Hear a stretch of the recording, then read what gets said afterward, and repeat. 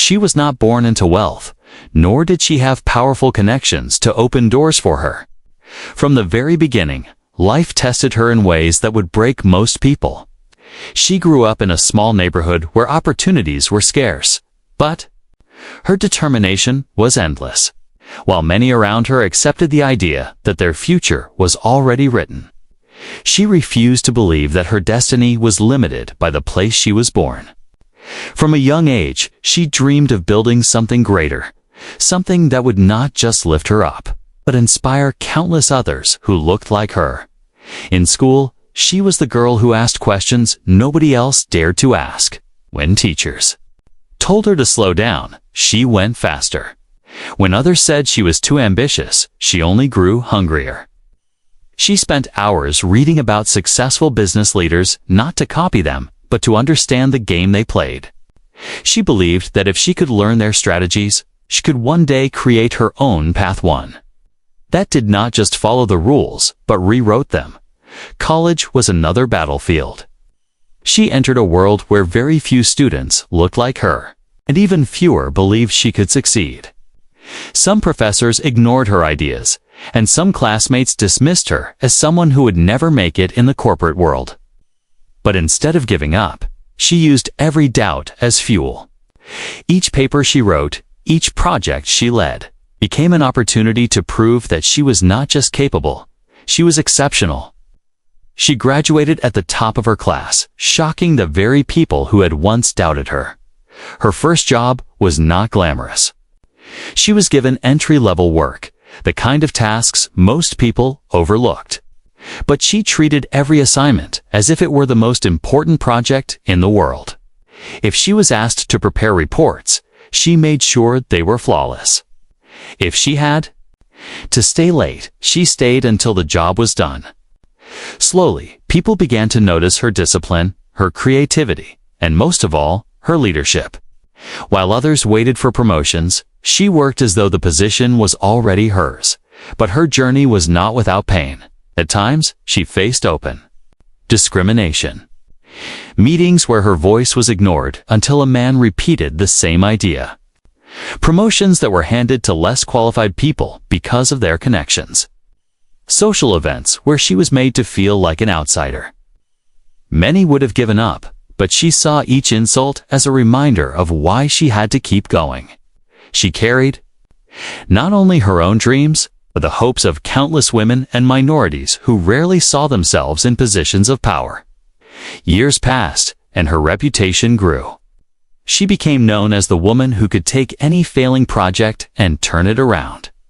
Her strategies increased profits, saved jobs, and impressed investors. She was not just smart, she was visionary. She had the rare ability to see opportunities where others saw problems. That gift made her stand out, and eventually she was offered the role of CEO at a major company, something very few women, and almost no black women, had ever achieved. Taking the position was not just about her career. It was about proving a point. It was about showing young girls that they did not have to shrink themselves to fit into a world built to exclude them. She wanted her story to be living proof that barriers could be broken, even when the world tried to build them higher. When she stepped into the CEO's office for the first time, it was a moment filled with quiet triumph. The same hands that once carried notebooks full of dreams now signed million-dollar deals. The same voice that had once been ignored now guided thousands of employees. She had become the leader she always imagined, not because the world had made it easy, but because she had fought for every single step. Her rise was not about luck, it was about courage, persistence, and the refusal to accept no as the final answer. And though she now sat at the top, she never forgot the long road that brought her there. Each struggle, each insult, each challenge had shaped her into the kind of leader who could not only run a company, but inspire a generation. She had become a visionary. Someone who saw beyond what was in front of her and dared to believe in what could be. And that vision, born in the heart of a young girl who refused to give up, was only the beginning of a story that would soon shake the business world to its core. The rise of her company was not an overnight miracle. It was years of careful planning, bold risks, and sleepless nights. She had built her empire from scratch, brick by brick, with a vision that no one else dared to believe in. What started as a small office with only a handful of employees had now turned into a global powerhouse. Her name was being spoken in circles where only the wealthiest and most powerful families usually existed. Business magazines called her a once-in-a-generation leader. Investors called her a game changer. To the world, she was no longer just a CEO. She was the symbol of what ambition, courage, and resilience could achieve. It was during this time that an offer came knocking at her door. Not just any offer, but the kind of deal that could transform her company forever. A powerful billionaire family, one of the wealthiest dynasties in America, had been watching her closely. Their empire stretched across industries: real estate, technology, finance, and media. They had a reputation for controlling entire markets, and any business they touched turned into gold. To them, her company was the missing piece to expand their influence even further. At first, she was cautious. She had heard the whispers about this family. They were admired for their wealth, but feared for their arrogance. Stories of their ruthless negotiations were legendary. Many CEOs who had partnered with them later regretted it, saying the family always found a way to dominate the relationship. But this deal was different. The numbers were staggering. A $900 million partnership, one of the largest in recent history. It wasn't just about the money, it was about the future. If it went through, her company would gain access to international markets that had previously been closed. She would have the resources to expand globally, hire thousands of new employees, and build products that could change industries. The media exploded with excitement the moment rumors of the deal leaked. Headlines screamed across newspapers. Historic $900 million agreement on the horizon. Analysts debated what it would mean for the industry. Some called it the deal of the decade, while others warned her to be careful. Stock prices began to rise. Investors started smiling, and employees felt like they were part of something historic. For her, it wasn't just about money. It was about proving that a black woman could sit at the same table with the most powerful. White billionaire family in America not just survive, but thrive. She prepared with precision. Every detail of the deal was studied. Every possible risk was mapped out. She brought her best legal team, financial experts, and strategists to the table. She knew this wasn't going to be easy. To face this family, she had to be sharper than ever before. But she wasn't afraid. She had faced harder battles in her life, and this time she had the experience, the confidence, and the world watching. When the first round of negotiations began, the contrast between her and the billionaire family was striking. They arrived in fleets of luxury cars, dressed in custom suits, speaking with the confidence of people who had always known power. She arrived with quiet dignity, her head held high, her presence commanding respect without needing extravagance. The room was filled with tension, but she remained calm. Her voice steady as she presented her company's vision. To her surprise, the early meetings went well. The family seemed impressed by her clarity, her intelligence, and the strength of her company's numbers. They nodded at her strategies, complimented her leadership, and even hinted at how much they respected her story. Reporters outside captured every handshake, every smile, turning the negotiations into a media spectacle. The world was waiting for history to be made. But deep down, she knew something was off. Their compliments felt rehearsed. Their politeness carried an undertone she could not ignore. She had seen it before, the kind of respect that looked shiny on the outside, but was hollow underneath. Still, she reminded herself of her goals. If she could close this deal, her company's future would be secured for decades. Weeks of back-and-forth discussions followed. Contracts were drafted, revised, and argued over. Lawyers battled with language, accountants argued over numbers, but through it all, she stood firm. Her team admired her strength, how she refused to be intimidated by the billionaire families, wealth, or reputation. She fought for every clause, every condition, making sure her company's dignity and independence were protected. As the deal drew closer to completion, the media frenzy only grew louder. News channels covered it daily, and business magazines ran cover stories with her face side by side with the billionaire heirs. Social media exploded with excitement, calling her the woman who would break all barriers. To many, she was about to become the most powerful black woman in business history. Inside, though, she carried a mix of pride and unease. Pride. Because she had turned a childhood dream into reality, she was negotiating on equal footing with one of the richest families in the country. Unease, because she felt something the world could not see yet. Something she couldn't quite name. It was as though this family wasn't just interested in her company, but in testing her, in measuring how much she was willing to sacrifice for their approval. Still, she pressed forward. She had come too far to turn back now. The stage was set, the cameras were ready, and the ink was almost dry. Everyone was waiting for the historic moment when she would finally sign the $900 million deal. What no one knew was that fate had other conceit.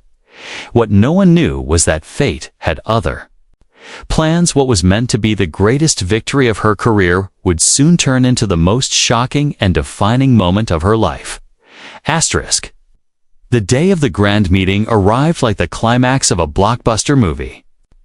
Weeks of negotiations, endless phone calls, stacks of contracts, and thousands of hours of preparation all came down to this one gathering. It wasn't just a business meeting, it was a spectacle. The billionaire family had chosen their estate as the location, and it was no ordinary estate. It was a sprawling mansion spread across acres of manicured lawns, with fountains that sparkled in the sunlight, guarded gates that only opened for the elite, and a driveway long enough to make visitors feel both impressed and small at the same time. As her car approached the entrance, she looked out the window at the grand gates opening slowly, almost dramatically, as if the family wanted to remind every guest of their power.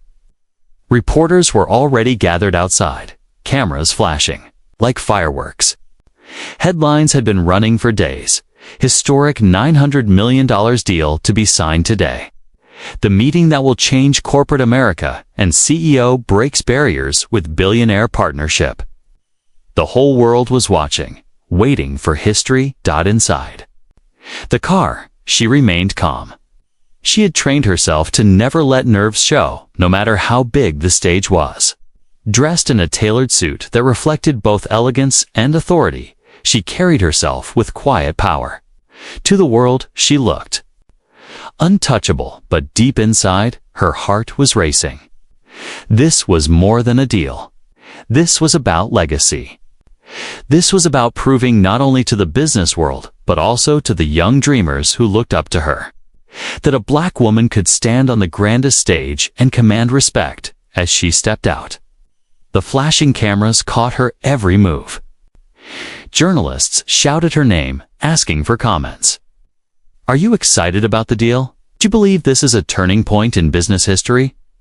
She gave a calm smile and a few measured words, enough to feed the headlines without revealing too much. She knew how the media worked. The less she said, the more powerful she seemed. The family greeted her at the entrance, their smiles wide, their gestures grand. They shook her hand firmly, welcoming her as though she was already one of them.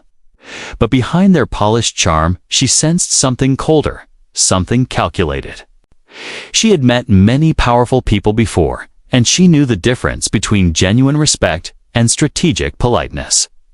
Still, she stayed composed. Walking through the grand doors into a room that looked more like a royal hall than a meeting space, the room itself was overwhelming. A massive chandelier glittered above, paintings of their ancestors decorated the walls, and a long table stretched across the center, polished to perfection. Every detail seemed designed to remind guests of the family's long history of power and wealth. Around the table sat not just the family members, but also their advisors, lawyers, and a few close allies from the business world. Her own team followed closely behind her, carrying files, laptops, and determination. The meeting began with small talk, polite laughter, and compliments. They praised her company, admired her leadership, and acknowledged her extraordinary journey. On the surface, it seemed like respect, but their tone carried an edge that made it sound rehearsed. She smiled politely, knowing these opening words were part of the performance. What mattered was what came after the real negotiations, as documents were placed on the table and presentations began. The atmosphere shifted. The room was filled with sharp voices, technical terms, and the constant tapping of pens against paper. Each side argued their case with confidence, but her presence dominated the room in a way that unsettled even the billionaires. She didn't shout, she didn't beg, she didn't rush. She spoke with authority. Every sentence measured, every fact sharp. Even those who had doubted her in the beginning were forced to admit that she was not only capable, but commanding.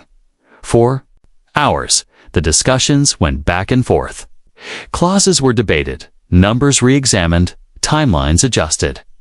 Her team stood by her, watching how she navigated every challenge with grace.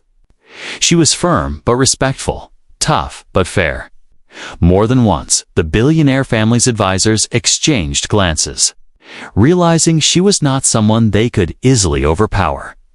Finally, as the meeting stretched into the evening, it seemed as though they were close to a conclusion. Glasses of champagne were being prepared, photographers were being called in, and the air buzzed with anticipation. Everyone believed that the deal was only a signature away. But then, something unexpected happened. The tone of the family began to shift. Their smiles grew thinner, their words sharper. Instead of focusing on the business at hand, they began to make comments subtle at first, then increasingly direct, that carried an undertone she could not ignore. They spoke not only about numbers, but about her background, her position as a symbol, and how unusual it was for someone like her to have come this far. She noticed the shift instantly. It wasn't business anymore, was something deeper, something personal. She could feel the energy in the room changing, as though the family wanted to remind her of her place. Her team grew tense, sensing it too, but she remained calm on the outside. Years of experience had taught her how to hold her ground without showing weakness. The cameras were still waiting outside. The champagne was still on the table. The world believed a historic partnership was about to be signed. But within those grand walls, something else was brewing. Something that would soon turn what was supposed to be the greatest moment of her career into one of the most shocking scenes the business world had ever witnessed. The long table stretched like a battlefield, documents neatly stacked on one side, glasses of champagne waiting on silver trays at the other. The business talks were almost finished. Everyone believed this historic $900 million deal was just a pen stroke away. Cameras outside were preparing to capture the triumphant handshake. Investors were already celebrating in their minds. She sat at the head of the table, posture straight, her face calm, her eyes sharp. For hours, she had held her own against a family that was used to winning every negotiation. She had not just survived, she had commanded the room. Her team, though exhausted, looked at her with pride. They knew she was on the edge of making history, but then the atmosphere shifted. Subtle at first. A first and offhand joke here. A smirk, there but unmistakable. The compliments began to sound less genuine, more like veiled reminders of who they believed truly belonged in this space. One of the family's senior members, a man with silver hair and an air of entitlement, leaned back in his chair and smiled as though he were about to deliver a punchline. "You know," he said loudly enough for the entire room to hear it, "really is remarkable. A woman like you. Sitting here at this table with us, we never thought we'd see the day." The room went silent. The words carried a weight that no one could ignore. He didn't say black woman, but everyone knew exactly what he meant. The smirk on his face, the laughter that followed from a couple of relatives at the table lit, was all there, hidden behind the polished smile of privilege. Her team shifted uncomfortably in their seats. A few of the advisors tried to cover their nervous chuckles by coughing. The air thickened with awkwardness. The insult was not just personal. It was public, deliberate, and cruel. She kept her composure, her face unreadable. She had dealt with prejudice before, but this moment was different. This wasn't whispered behind closed doors. This wasn't a subtle snub. This was direct, in front of dozens of people, with cameras waiting just outside. The billionaire family wasn't just questioning her. They were mocking her existence at the table. Another family member, younger but just as arrogant, leaned forward and added with a smirk, "Don't take it the wrong way. It's just people like us. We usually deal with people like us. This is refreshing." He laughed, pouring himself more wine, as though he had just said something charming instead of degrading. Her team froze. She could feel their anger, their humiliation, their eyes flicking toward her, waiting to see how she would respond. Some wanted her to fight back, to throw the insult back in their faces. Others silently prayed she wouldn't walk away and lose everything they had worked for. Inside, her heart pounded, but outwardly, she remained still stone-like, regal, unshaken. She refused to give them the satisfaction of seeing her break. She looked directly at the man who had spoken, holding his gaze for several long, uncomfortable seconds. Her silence was louder than any words could be. The laughter in the room faded, quickly replaced by uneasy shuffling of chairs and the clinking of glasses. "Shall we continue?" she said finally, her voice calm, steady, and colder than the marble floor beneath their feet. For the rest of the meeting, she spoke little. She allowed her team to carry the conversation forward while she sat quietly, her mind racing. Every word of that insult replayed in her head, not just as an attack on her, but on every woman, every person of color, every dreamer who had ever been told they didn't belong. It was as though this billionaire family had taken centuries of arrogance and boiled it down into one careless remark, tossed it at her like a knife. When the meeting ended, the champagne was poured, but she didn't drink. Cameras outside clicked and flashed as she walked past the crowd, her face still calm, her steps measured. The world believed she had just sealed the biggest deal of her career. But deep inside, she knew something else. The deal was already dead. That insult had changed everything. The cars rolled away from the billionaire family's estate, but her mind stayed locked in that grand hall. The laughter, the smirk, the subtle venom hidden behind words of admiration. It all echoed inside her head like a cruel recording she couldn't switch off. Her team sat silently around her in the car, each of them trying to act normal. But the heaviness in the air was impossible to ignore. They had all heard it. They had all seen it. They knew their leader had been insulted in front of powerful men who thought their wealth gave them the right to degrade anyone they wished. She looked out of the window as the estate grew smaller in the distance, her face calm, her hands folded in her lap. To the outside world, she appeared unbothered. But inside, a storm was raging. Part of her wanted to scream, to lash out, to demand an apology. Another part of her wanted to cry not out of weakness, but out of sheer exhaustion from carrying the weight of always having to be twice as strong, twice as smart, twice as composed as everyone else in the room. But she did neither. She sat in silence, holding it all in, because she knew her reaction mattered more than the insult itself. If she broke down, if she exploded, if she gave them a glimpse of anger, it would become their story, not hers. They would call her emotional, unprofessional, unfit. They would twist her pain into proof that she didn't belong at the table. She had seen it happen before, to others who looked like her. Two women who dared to demand respect. That night, alone in her office. She replayed the entire day in her mind. She remembered the grand chandeliers, the glistening champagne glasses, the way the billionaire heirs leaned back in their chairs like kings entertaining a guest. And finally, the words that cut sharper than any contract clause. She poured herself a glass of water and stared at the city lights outside her window.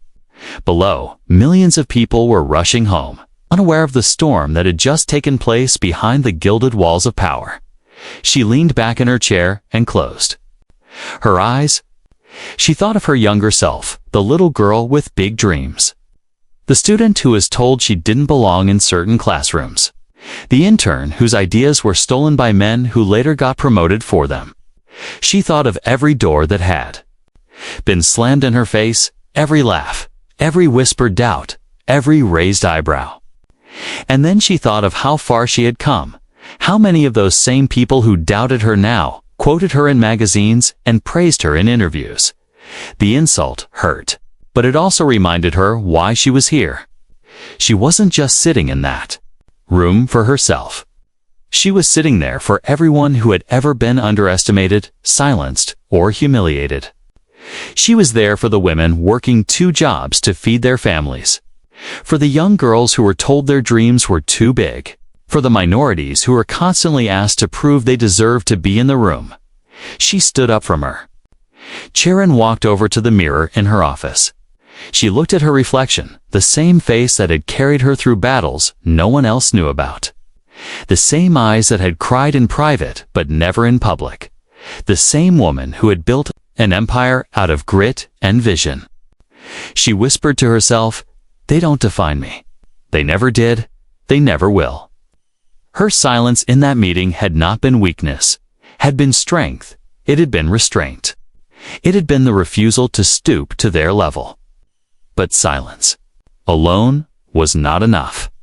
She knew she would have to respond, and when she did, it would not be with words. It would be with action. The next morning, she walked into the office as if nothing had happened. Her employees looked at her with admiration, unaware of the private storm she had endured. She smiled, greeted them warmly, and carried on with the same composure she always had. But behind that calm exterior, a decision was forming. The insult had drawn a line in the sand. The deal that once seemed like the key to the future now looked like a trap. A gilded cage built to keep her under their shadow. She realized that true power wasn't in signing the deal. True power was in choosing not to. True strength wasn't measured in billions of dollars, it was measured in the courage to walk away when dignity was at stake. For years, she had dreamed of a moment that would define her legacy. She thought it would come in the form of a historic deal, a signed contract, a headline in the Wall Street Journal. But now, as she sat quietly in her office, she realized her defining moment had already arrived. It wasn't about money. It was about respect. Her silence had been her shield, but soon, her decision would become her sword. The sun rose the next morning as if nothing had happened, painting the city in gold. But inside her heart, there was no ordinary sunrise. It was the beginning of something far greater decision that would echo through boardrooms, headlines, and history books. Her phone buzzed constantly. Messages from reporters, congratulations from investors, and emails from lawyers. Everyone was assuming the deal was a done thing. Some headlines had already printed it. Historic $900 million partnership signed. They were so sure she would go along. So sure money was the only prize worth chasing. But as she sipped her coffee and looked out the window of her penthouse, she felt none of the excitement others expected. Instead, she felt clarity. The insult she endured at the estate had burned into her memory like fire. It wasn't just about her pride. It was about principle. It was about showing the world that respect and dignity mattered more than the richest. Deal in the country. When she arrived at her office, her team was buzzing with nervous energy. They had spent the night finalizing documents, preparing speeches, and planning celebrations. "Today's the day," one of her executives said with a forced smile, handing her the final contract. "All we need is your signature." She looked at the folder in front of her, the contract worth $900 million. For years, this would have been her dream, to sit at the table with the richest family in America and walk away with one of the largest deals in history. But now, as she stared at it, she felt nothing but disgust. The papers looked like shackles. The ink seemed poisoned. She closed the folder and pushed it gently back across the table. "We won't be signing this," she said softly but firmly. Her team froze.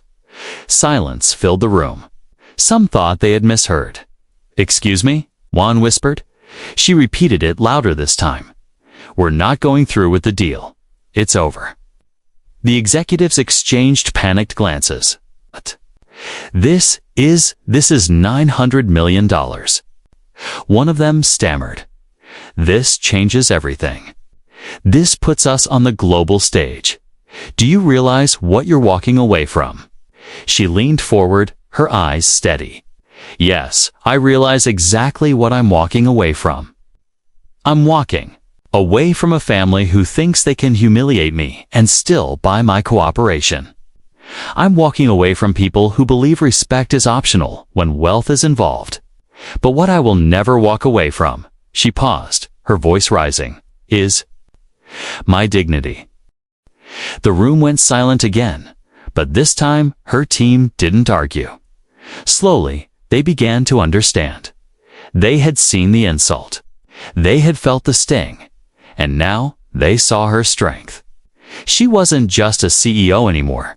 She was a leader standing for something greater than money. A few hours later, she called an emergency press conference.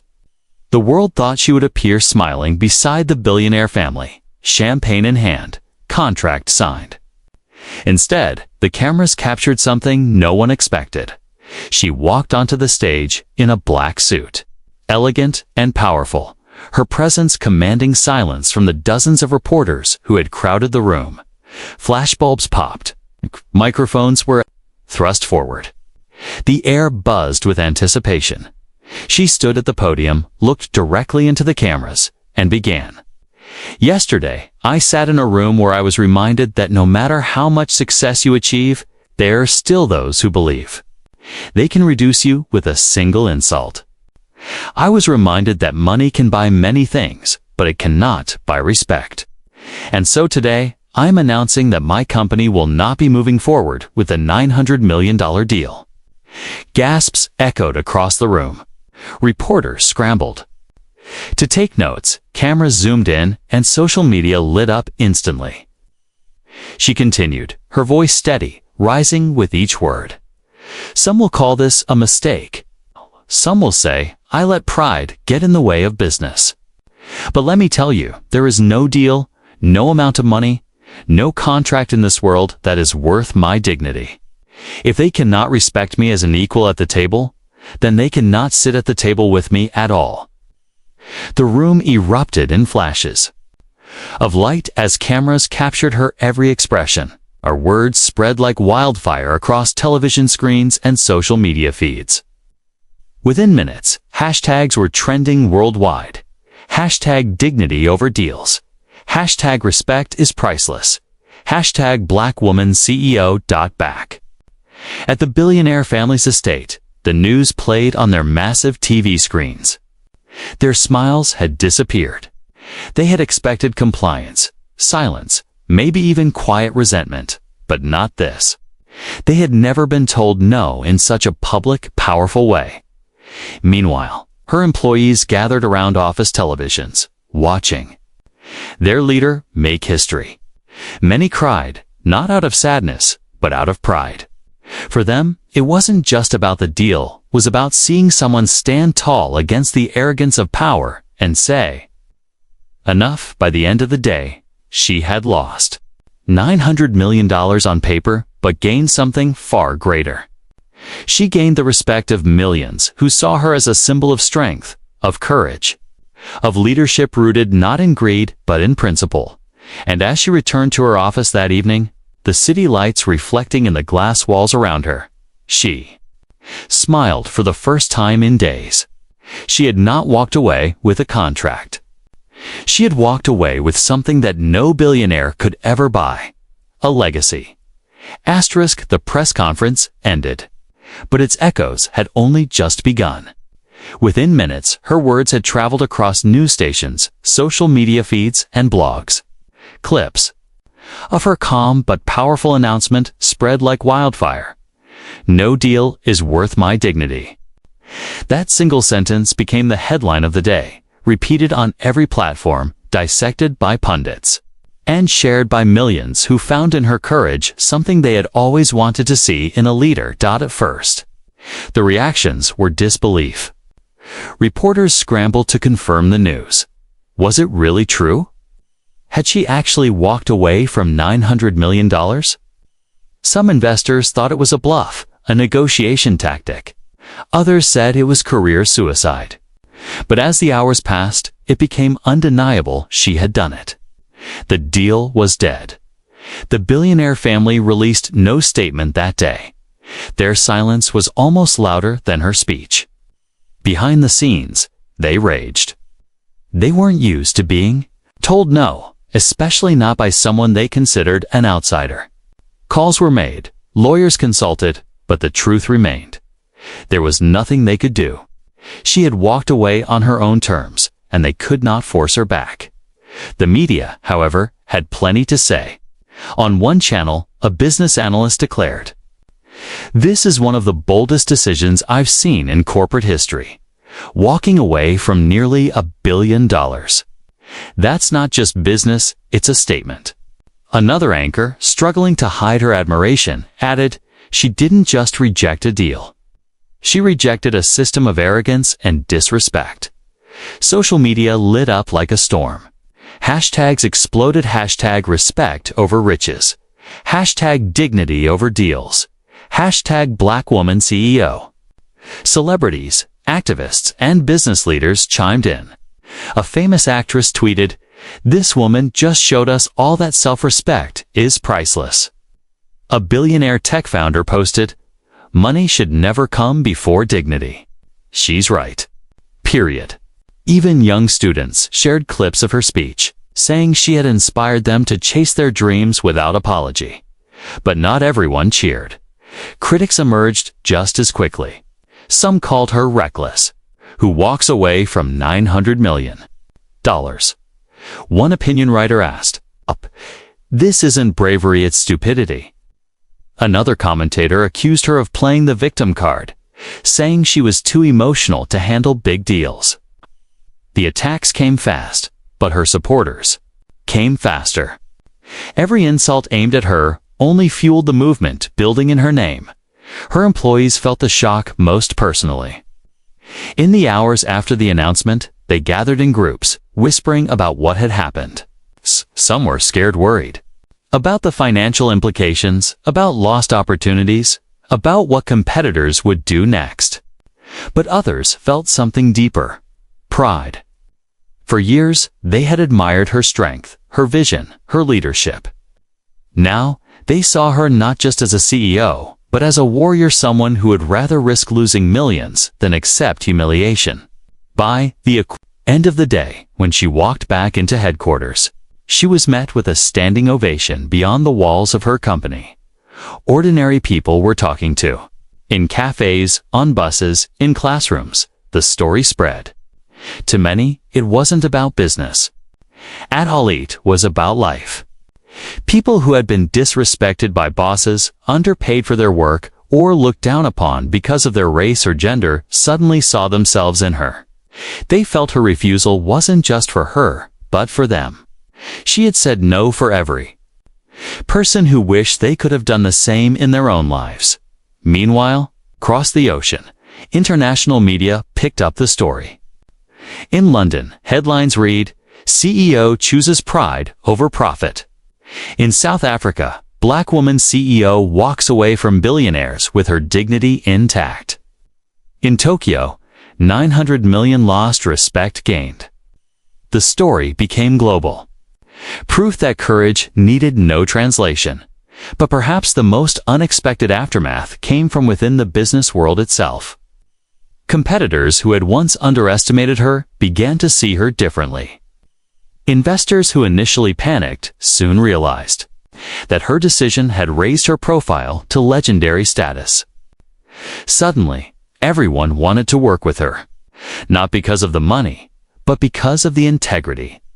She became a symbol of trust, and in the business world, trust could be more valuable than billions. Still, the weight of the decision wasn't easy to carry.